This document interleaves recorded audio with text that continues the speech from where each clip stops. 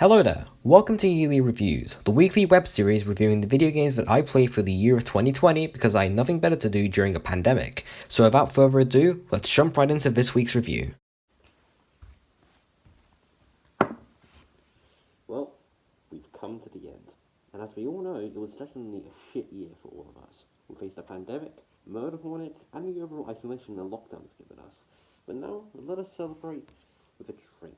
A drink to essentially say, fuck 2020 and the COVID-ridden horse it ridden on.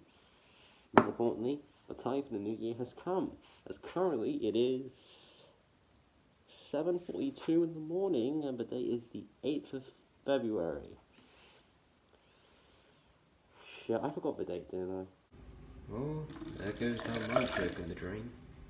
To be honest, I can't really think of a good intro for this. I just thought this because, drinks are usually found in bars. This game is set in a bar. What else would you do? But anyway, let's divulge into the game that we'll be reviewing today. VA-11 Hall-A Cyberpunk Bartender Action. Fuck, that's such a long title, you know? So, in V-11, okay, screw it. Just to make it easier for me, we'll call it Valhalla. See? Much easier. In Valhalla, we play as Jill, a bartender in the city of Neo San Francisco in the year 2070X. Wait, 2070X? Okay, this is now canon to Cyberpunk 2077, prove me wrong. Jill works in bar VA-11 Hall A, but for the sake of convenience, they will just call it Valhalla. Unfortunately, Valhalla is about to close, but there's nothing you can do, except what you're paid to do.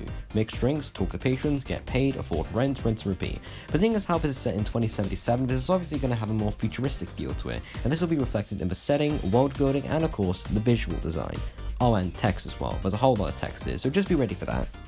The most striking thing about this game is the visuals, going for a pixelated anime style in terms of characters and backgrounds, but then again, what else would count as visuals? It seems that a lot of text-based games from the 90s have seemed to inspire this game, or at the very least feel similar to it, but a large part of the game is centered around the characters, so how do they fare out?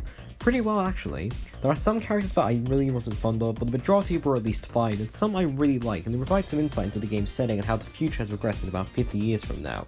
Or they could just add sex jokes to the conversation. Yeah, I should mention that you should really play this game alone and not around children or someone who easily takes offense to these kinds of things.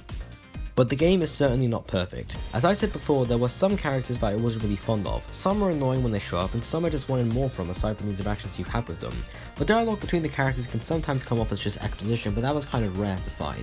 The gameplay can also be repetitive at times, because it certainly follows a pattern. Text, text, text, string, text, text, text, string, text, text, text, string, new patron, rinse and repeat, take a break, text and drink 2 more times, then you're done.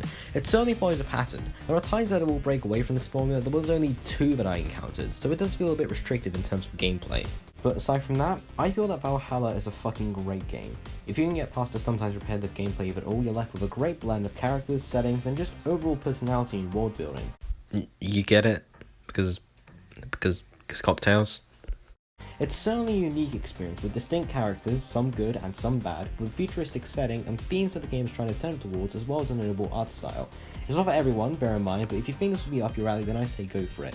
Now if you don't mind, I have some LED strips, a CD player, and a grand total of absolutely no one coming for this makeshift celebration thingy in my bump side of the bedroom.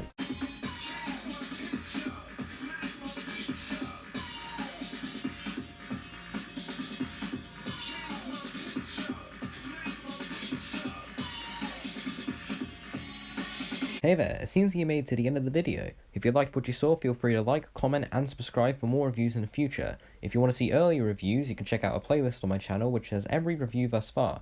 Also, feel free to go onto my Twitter, which has a thread of tweets showing which games I'm reviewing for this series and under 250 characters. And as always, thanks for watching.